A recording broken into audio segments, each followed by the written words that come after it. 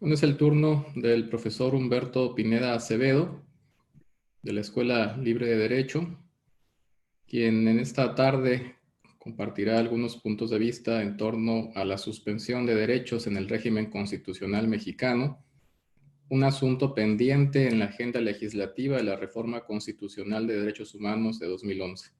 Adelante, profesor. Muchas gracias, doctor. Bueno, pues muy buenas tardes tengan todos ustedes. Le agradezco sumamente la invitación a mi querido maestro y amigo también, al doctor Manuel de Jesús Corado de Paz, por esta oportunidad de exponer un tema y principalmente, sobre todo, la gran fortuna de también haber vivido aquella experiencia el año pasado, a principios del 2019, en Pisa, en este grandioso diplomado de especialidad sobre los derechos fundamentales, y es precisamente por ello que hoy estamos reunidos en estos días para, de alguna manera, reconocer la carrera académica y la trayectoria en Europa o en la tradición europea continental del profesor don Roberto Romboli. Bueno, dicho lo anterior, como habrán visto en el título de la ponencia, trataré de ser lo más breve posible, que toca respecto a un tema que ahora ha estado muy de moda, ¿no? Con lo de las pandemias, con lo de las epidemias, etcétera, sobre los tipos de estado de excepción o estados de emergencia, pero que respecto a nuestro caso particular aquí en México, cabe la relevancia o cabe más hablar sobre un tipo de, no quiero decir reclamo, pero sí respecto de ciertos puntos que nuestro orden constitucional respecto a una suspensión o restricción del ejercicio de derechos y de garantías está realmente rezagado. A pesar de que se encuentra en el ordenamiento constitucional, no cuenta con una ley secundaria, no cuenta con una ley reglamentaria, lo cual no se ha podido activar este artículo. Pero quisiera dividir en dos partes o en dos facetas, más que nada, este tipo de exposición para entender un poco el contexto. Primero, entender lo que significa tal vez un estado de excepción o un estado de emergencia y posteriormente tratar de comprender lo que puede significar una suspensión de derechos constitucionalizada. Recordemos, como algunos de los antecedentes en el siglo XX o algunos de los estudiosos de este tipo de Estado, recordemos bien la figura de Carl Schmitt.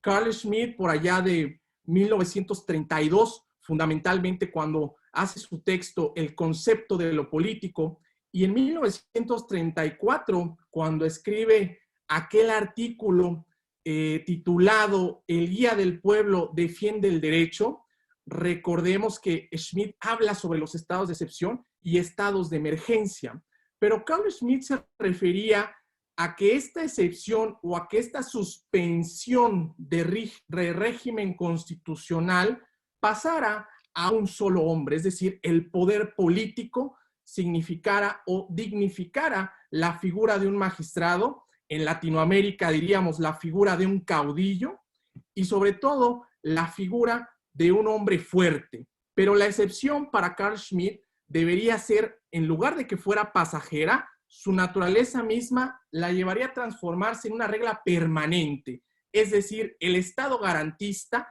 pasaría a ser de un Estado de derecho a ser un Estado del soberano para enfrentar todos los peligros de manera permanente. Decía Carl Schmitt, recordemos que el soberano es aquel quien decide sobre el estado de excepción, debido a la forma de pensar de un Estado de derecho liberal, es decir, que la burocracia civil o la burocracia constitucionalizada no encontró el valor para dar el tino y para encontrar al famoso enemigo político que hablaba Carl Schmitt. Y este pensamiento se resume a dos razones fundamentalmente. Uno, el contexto evidentemente de los 30 del siglo XX, cuando estamos hablando de la aproximación de la Segunda Guerra Mundial, y más que nada su contexto o su formación como intelectual, también dentro del nacionalsocialismo, y además porque recordemos que para Carl Schmitt la fórmula del derecho constitucional se ve resumido en torno a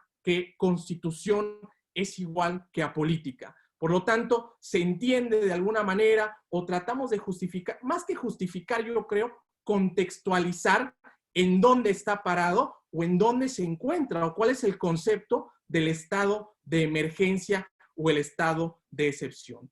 Por lo tanto, después de la Segunda Guerra Mundial, viene de alguna manera la fase en la que podemos hablar de la suspensión constitucionalizada. ¿Qué significa esto? Respecto a los desarrollos aquí en México, principalmente de los textos, ya sea de don Héctor Fix Fierro o del mismo don Pedro Salazar, podemos hablar principalmente sobre una suspensión meramente de cierto ejercicio de ciertos derechos o incluso de garantías dentro de un régimen constitucional. Es decir, nunca el Estado constitucional sería un absurdo, sería una paradoja pensar que de alguna manera cesaría la vigencia de ese Estado constitucional sin apegarnos a la legalidad. Al contrario, es un método o es una forma de defensa extraordinaria contra algún peligro o contra alguna emergencia inminente. Por lo tanto, las teorías que se van a desarrollar posteriormente a la Segunda Guerra Mundial es en pro o es a favor de los derechos humanos y de los derechos fundamentales. ¿Qué pasa o qué es lo que pasa en términos generales en México en este recorrido constitucional?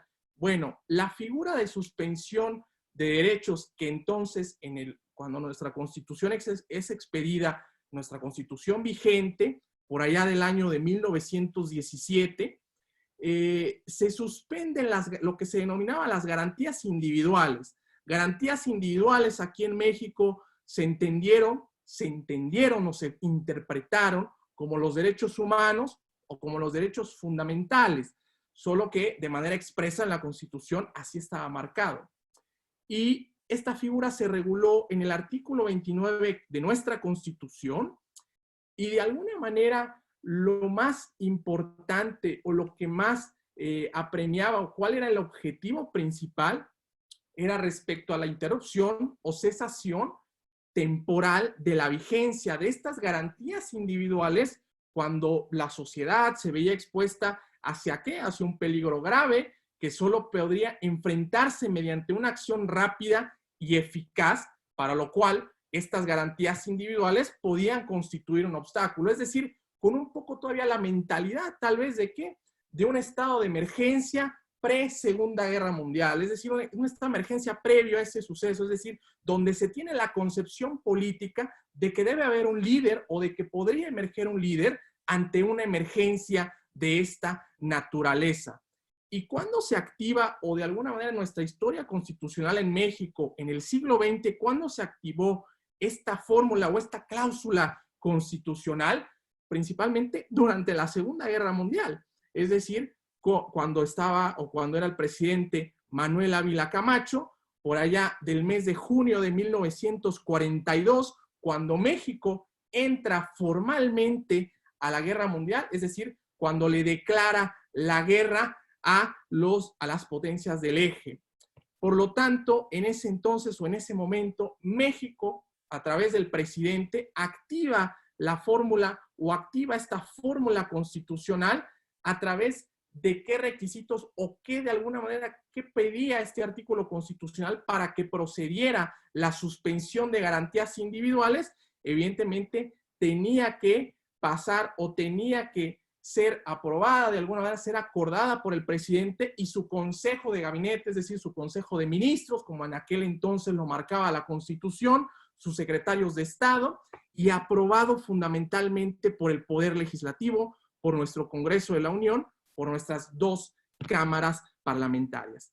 Y bueno, y de alguna manera se expide un decreto de suspensión de garantías y posteriormente una ley de prevenciones generales. Aquí lo interesante fue que Manuel Ávila Camacho, en ese periodo en el cual México estuvo de alguna manera involucrado en esta Segunda Guerra Mundial, pues de alguna manera no hubo una legislación o no expidió una legislación extraordinaria, es decir, expidió una legislación de alguna manera que no tenía que ver principalmente con qué, pues con de alguna forma con lo que estaba pasando, con la emergencia que estaba sucediendo, sino que se expidieron leyes respecto de como la ley de la Notaría Nacional, decretos que crearon el Hospital Infantil o decretos que crearon algunos hospitales como el Instituto Nacional de Cardiología también, y no tuvo que ver. Pero bueno, de alguna manera es el antecedente histórico constitucional el cual tenemos y en el cual se activa esta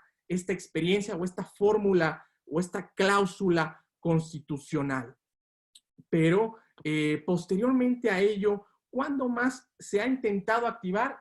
Nunca. Por ejemplo, en nuestro pasado histórico, tal vez una emergencia puede ser como un terremoto, alguna inundación. No me voy a meter con el tema de la epidemia o de la pandemia porque en nuestro caso constitucional tenemos una salida, y es la que se ha aplicado en México, que deviene respecto de ciertas facultades extraordinarias marcadas en el artículo 73 constitucional respecto al Poder Legislativo, que marca fundamentalmente ciertas medidas de salubridad contra las enfermedades. Por ello, no voy a mencionar el tema de pandemias, aunque es un poco tan ambiguo tal vez el artículo o tal vez el texto constitucional que podría haber cabido, pero no me voy a meter en eso.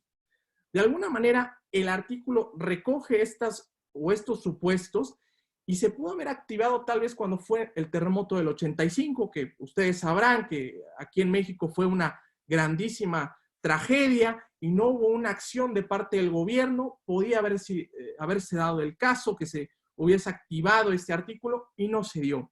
Entonces, después en el año de 2011, viene en nuestro país, exactamente el 10 de junio de aquel año, se hace una reforma constitucional de derechos humanos muy importante, la cual va a dar un giro, digo, lo hablo en términos muy generales, en términos muy resumidos, da un giro a la concepción que se tenía de las garantías individuales de la Constitución de 1917, a cambiarle el nombre o la expresión a ser derechos humanos y además también conformar o de alguna manera conformarse constitucionalmente tanto nuestro ordenamiento constitucional como con todo aquel bagaje de instrumentos internacionales. Es decir, México entra a una nueva era de un constitucionalismo.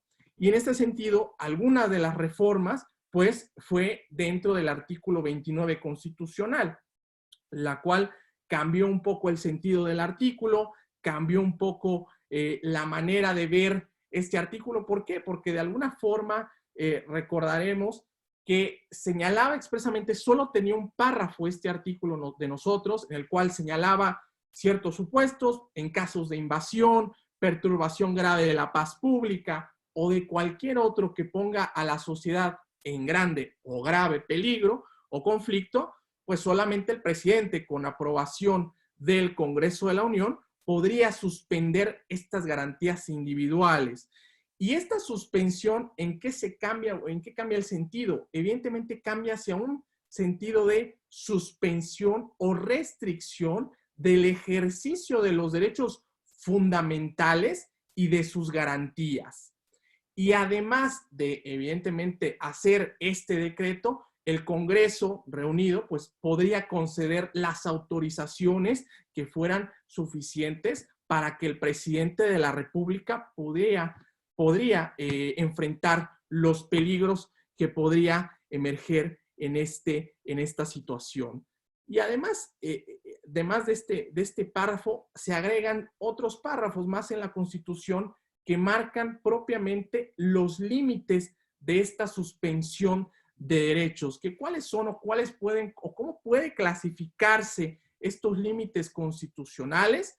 Se pueden clasificar en torno a ciertos ámbitos o a ciertos rubros, es decir, como en el ámbito espacial, es decir, la suspensión puede aplicarse en todo el territorio nacional o en determinados lugares. También se cuenta con una limitación del ámbito temporal, es decir, la suspensión, obviamente, por ser pasajera por ser transitoria, debe tener una duración limitada, ya sea que se exprese o se señale alguna fecha determinada, o se prolongue hasta que la situación de emergencia desaparezca. El ámbito personal, en donde la suspensión debe realizarse por medio de prevenciones generales, es decir, disposiciones abstractas y generales, es decir, una ley. ¿Acorde a qué? Pues a nuestro artículo 13 constitucional, que se prohíben, obviamente, las leyes privativas. Y como último límite constitucional, que de alguna manera, bien, es la gran innovación de esta reforma constitucional de 2011, deviene una limitación del ámbito material, el cual puede dividirse en 3 rubros, o al menos en mi opinión, así yo lo divido. En torno a los derechos, en torno a la proporcionalidad y en torno a una revisión de constitucionalidad. En torno a los derechos, expresamente en el segundo párrafo de nuestro artículo actualmente, el 29, dispone expresamente que no se podrán restringir ni suspenderse el ejercicio de los derechos como cuáles: a la no discriminación, el reconocimiento a la personalidad jurídica, el derecho a la vida, el derecho a la nacionalidad, el derecho al nombre, los derechos a la niñez, las libertades, como cuáles: la libertad de pensamiento, de conciencia, la libertad religiosa, la libertad de expresión y los derechos políticos, entre algunos otros. Con esta limitación en cuanto a derechos, significa que esos derechos no pueden suspenderse, y tampoco señala el artículo de manera expresa las garantías judiciales indispensables para la protección de tales derechos, como cuáles me viene a la mente de inmediato, obviamente, el juicio de amparo.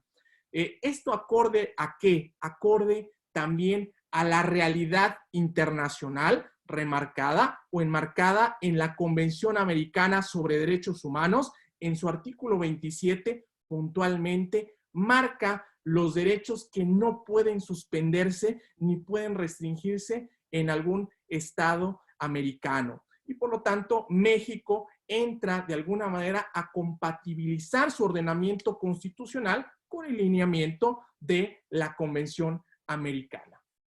¿Y qué más? Bueno, en torno a este ámbito temporal también está el rubro de la proporcionalidad. ¿Qué significa esto? Señala el artículo que la restricción o suspensión del ejercicio de derechos y de sus garantías debe estar fundada y motivada, es decir, un principio de legalidad, y debe ser proporcional al peligro que se está enfrentando debido a ciertos principios u observando ciertos principios como son el principio de legalidad, de racionalidad, de publicidad, de no discriminación, etcétera. Es decir, se hace inclusive un ejercicio de la debida proporcionalidad conforme a qué se suspenderán o a qué tipo de derechos se puede suspender respecto al peligro que se esté enfrentando o esté confrontando nuestro país en ese momento.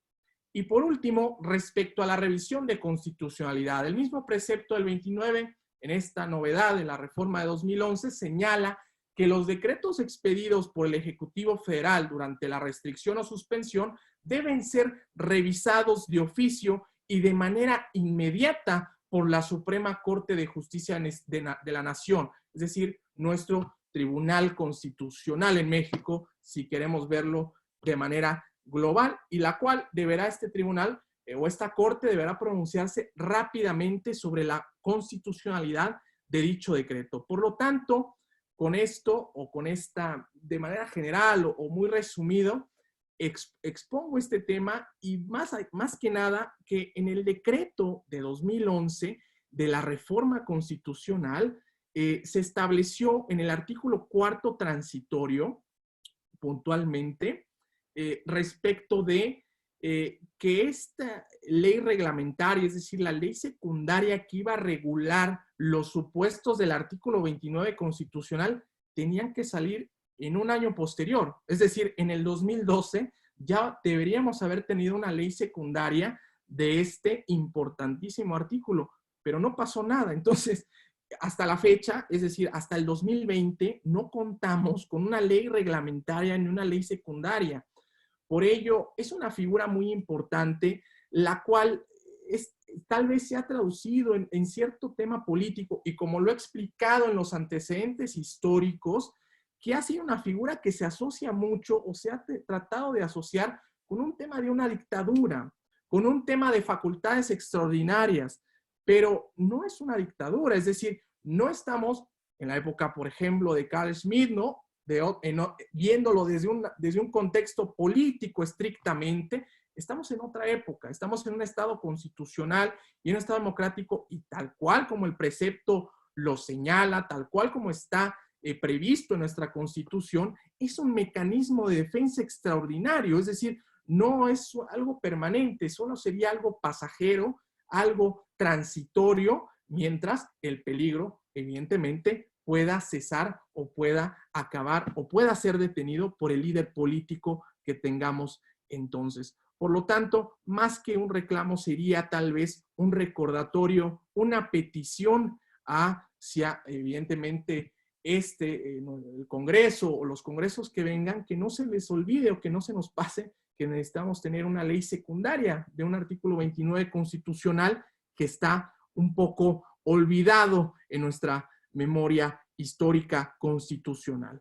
Pues muchas gracias. Esto sería el tema expuesto y principalmente cualquier duda, cualquier pregunta, estoy abierto y vuelvo e insisto nuevamente en dar las gracias por esta oportunidad y por esta invitación, doctor Corado. Un abrazo. Muchas gracias a ti, Humberto, por acompañarnos. Hay que puntualizar que precisamente es en estos espacios que ha generado el profesor Roberto Rómboli en donde coincidimos por primera ocasión y bueno, a partir de ahí hemos generado también lazos de amistad, que también eso es una parte esencial de estos escenarios académicos, no solamente el desarrollo como tal, ¿no? En cuanto al contenido temático y demás, sino también las relaciones humanas que se pueden ir construyendo a partir de esos encuentros. Un abrazo, Humberto, muchas gracias por acompañarnos. Al contrario, gracias a usted, doctor. Un abrazo.